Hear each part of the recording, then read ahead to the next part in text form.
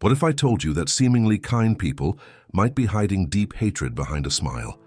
Have you ever stopped to think about why some people are so kind it's almost strange?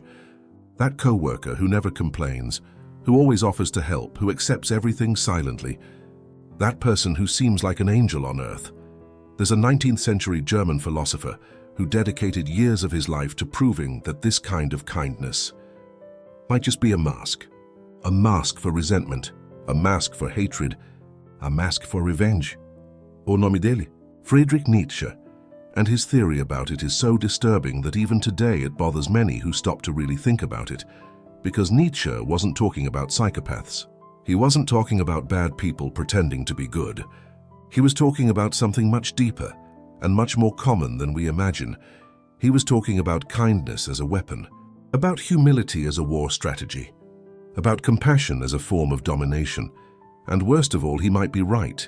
Before we dive into this idea that might turn your world upside down, I invite you to subscribe to the channel and like this video.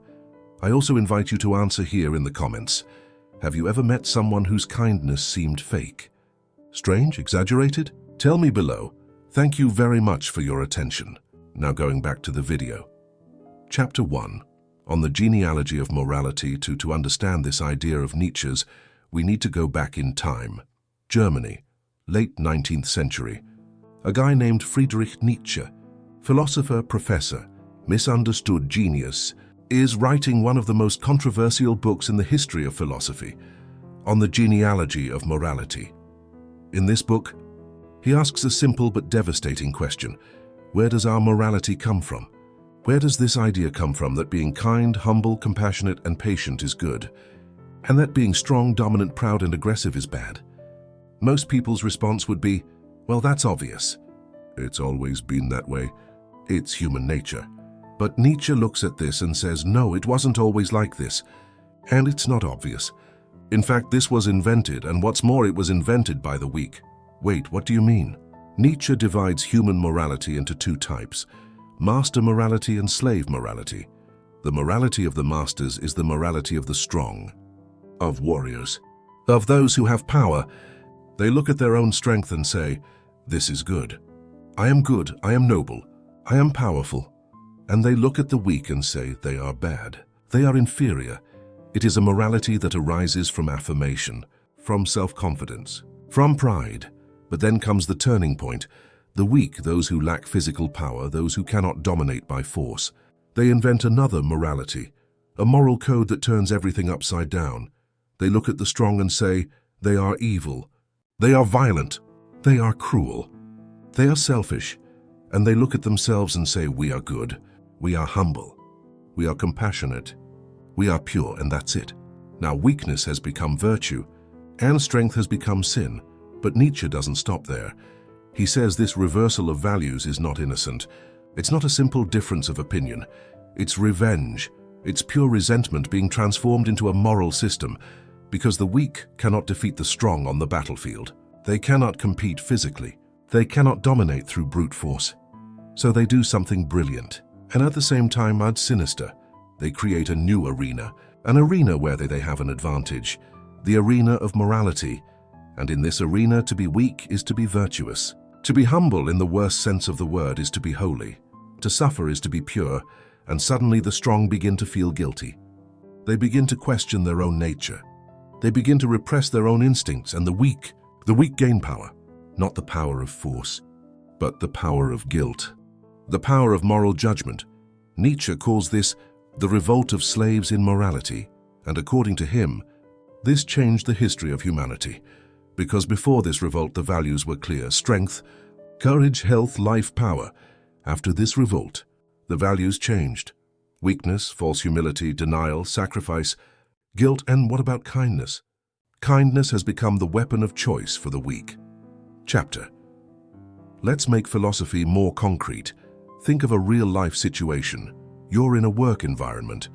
There's that colleague who never says no, who accepts all tasks, who works harder than everyone else, who never complains, who is always friendly. Apparently, he's the kindest person in the office, but then you start noticing some details. When someone gets promoted, that person makes a comment. Oh, I'm happy for him. But did he really deserve it? I've been here longer. When someone receives a compliment, she says, "That's great. I did my part too, you know." But it's okay. When someone tries to assert themselves, she sighs deeply and says, "I would never be like that. I can't be rude to people." Do you see the pattern? Her kindness is not generous. It's comparative. She's only good, so she can say that others are bad. She's only humble. To make others seem arrogant, she's only patient. To make others seem impulsive. And Nietzsche would say that's not kindness. That's resentment. It's the weak saying, "I can't be as strong as you. So I'm going to create a system where my weakness is worth more than your strength." Nietzsche is not saying that all goodness is false. He was not a complete cynic. He's saying there's a huge difference between two types of kindness. The kindness that is born from strength, and the kindness that is born from weakness. The kindness that springs from strength is generous because it can be. It is the kindness of someone who has so much power, so much self-confidence, so much abundance, that they can give without expecting anything in return. It is the kindness of the nobleman who helps the commoner not because he feels inferior, but because he has so much that he doesn't even realize the weight of giving. But what about kindness that springs from weakness? That's strategic. It's calculated. It's defensive. It's the kindness of someone who thinks, if I'm kind, people will find me morally superior. And then I gain power over them. It's kindness that comes accompanied by a silent phrase, "I would never do what you did." It is kindness that judges. That compares. That condemns. And Nietzsche says that most of the goodness in modern society is of this second type. Chapter 3. Now you might be thinking, but that's just the theory of some crazy 19th century philosopher, right? Not exactly. Modern social psychology researchers have been studying precisely this phenomenon. According to a study published by psychologists at Stanford University, there is a concept called virtue signaling. This occurs when a person expresses moral opinions or performs kind actions not because they truly care, but because they want to be seen as a good person. And most interestingly, the study shows that people with higher levels of social resentment tend to engage more in this type of behavior. In other words, exactly what Nietzsche predicted more than 100 years ago. A clinical psychologist with years of experience in cognitive behavioral therapy explains, many patients come to the office complaining of moral exhaustion. They spend years being the good person in the family, at work, in their group of friends, and deep down they are full of anger. But this anger is never expressed directly. It leaks out through passive-aggressive behaviors, subtle judgments, and a constant feeling of moral superiority. Nietzsche would call this resentment. Modern psychology calls this repressed anger and passive aggression, but the result is the same: kindness as a mask. Chapter 4, and here comes the part that will leave you thinking for days. Nietzsche goes even deeper. He says that the greatest triumph of slave morality was not merely inverting values, it was about making even the strongest believe in her. Think about it. How many times have you suppressed a desire, an ambition, an urge to assert yourself because you felt it would be wrong, that it would be selfish, that it would be arrogant? How many times have you felt guilty for wanting more, for wanting to shine, for wanting to win? How many times have you heard, "Be humble, don't show off so much, but think of others.